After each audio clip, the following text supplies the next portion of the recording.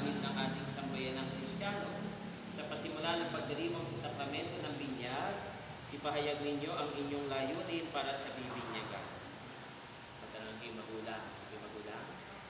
Bilang magulang ni Mark Ben, nais nyo ba siyang tumanggap ng sakramento ng binyag upang makisa sa buhay ng Diyos at makaanib ng sambayanang Kristiyano? Nalalaman ba ninyo na kalakip ng kahilingang ito ang pananagutan na hubugin ang inyong anak sa diwa ni Kristo? Ninong at Nina, kayo naman tatanungin ko, nakahanda ba kayong tumulong sa mga magulang ni Mark Ben na akayin siya sa pananampalataya?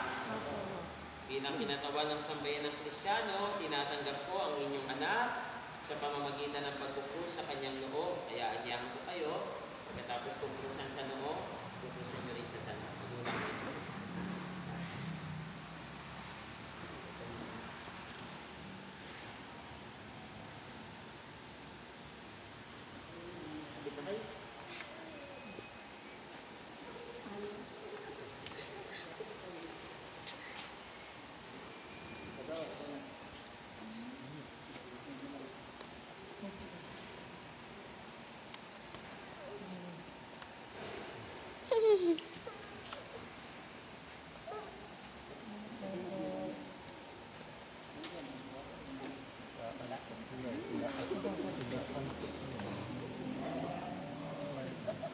Ang mabuting balita ng Panginoon ayon kay San Marcos. Papuri sa iyo, Panginoon.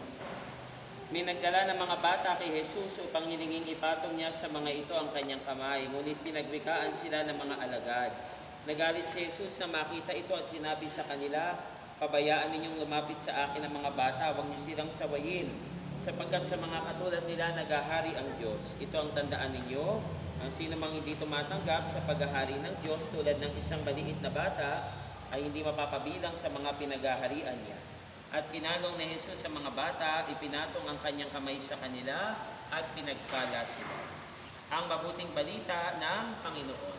Pinupuri ka namin, Panginoong Jesucristo. Bago natin ganapin yung pagdiriwang ng binyag, ay tatalakwid natin ang kasalanan at ipapahayag ang pananampalataya. Dapat si Mark Ben ang sasagot kasi siya yung bibinyagan. Pero dahil hindi pa niya kayang sumagot ngayon, sinong sasagot? Magulang? Sino pa? Ninong at Nina. Kaya tayo nandito kasi sasagot tayo para kay Mark Ben. Tatayo tayo para sa kanya. Pag siya ay may isip na, nakakaunawa na, siya na mismo yung sasagot sa mga tanong na ito. Pero dahil hindi pa niya naintindihan ng lahat ng ito, tayo ang sasagot. Kaya sumagot po kayo ng malinaw, sumagot kayo na may paninindigan. Sa unang tatlong tanong, itatakwil natin ang kasalanan. Kaya, sagot natin, opo, itinatakwil namin. Pakiulit. Opo. Mga magulang, ninong-nina, itinatakwil nyo ba si Satanas? Opo. Itinatakwil nyo ba ang kanyang mga gawain? Opo. Itinatakwil nyo ba ang kanyang pang-aakit? Opo. Ngayon naman, ipahayag nyo ang pananampalataya na ituturo natin kay Mark Ben. Kaya isagot ninyo, opo, sumasampalataya kami. Pakiulit. Opo, sumasampalataya. Sa Diyos amang makapangyarihan sa lahat na may gawa ng langit at lupa, kayo ba'y sumasampalataya? Opo, sumasampalataya. Kay Jesucristo ay isang anak ng Diyos, Panginoon natin, pinanganak ni Santa Mariang Birhen, ipinako sa krus, namatay, inilibing, muling nabuhay, naluklok sa kanan ng Ama, kayo ba'y sumasampalataya? Opo, sumasampalataya. Sa Espiritu Santo, sa banal na simbahang Katolika, sa kasamahan ng mga banal, sa kapatawaran ng mga kasalanan, sa muling pagkabuhay ng mga namatay at buhay na walang hanggan, kayo ba'y sumasampalataya? Opo, sumasampalataya. Sa pananampalataya na marangal nating ipinahayag, igawad natin ang sakramento ng binyag sa pamamagitan ni Jesucristo kasama ng Espiritu Santo, magpasawalang hanggan. Amen. Muling tanong po, talaga ba, totoo ba, bukal ba sa loob ninyo na si Mark Ben mabinyagan sa pananampalatayang Katoliko? Sang-ayon mo ba kayo na siya'y binyagan? Sang-ayon tayo, siya'y bibinyagan natin. Pero huwag niyong kalimutan, pagkatapos nito, simula na ng responsibilidad ninyo sa Kanya. Hindi lang yung magbigay ng pamasko, hindi mo yung responsibilidad ng ninong-ninang. Ang responsibilidad ng ninong-ninang, palakihin, turuan si Mark Ben na lumaki bilang mabuting tao, bilang mabuting Kristiyano. Kapag binibinyagan na mo siya, sasagot ho kayo ng amen. Anak?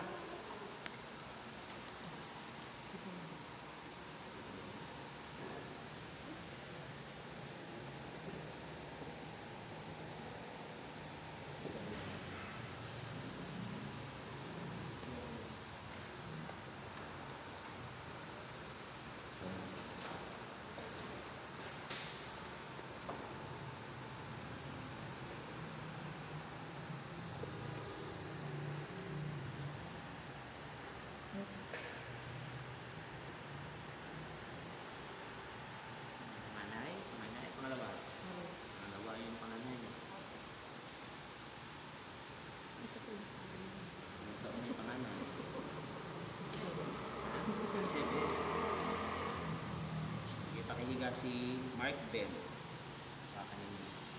Ninang sasagot kayo ha. Amen. Mark Ben, binibinyagan kita sa ngalan ng Ama Amen. at ng Anak Amen. at ng Espiritu Santo. Amen.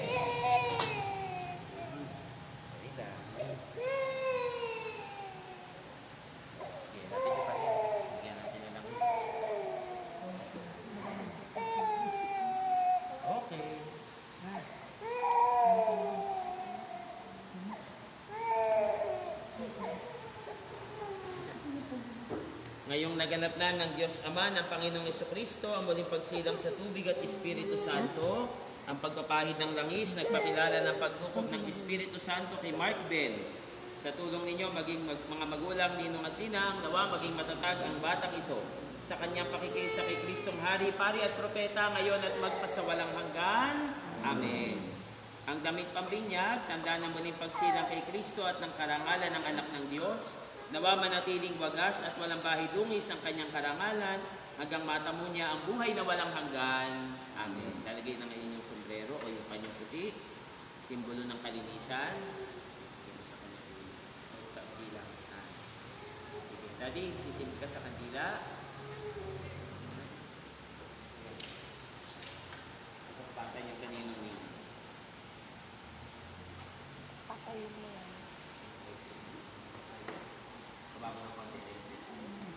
Patayin mo yan.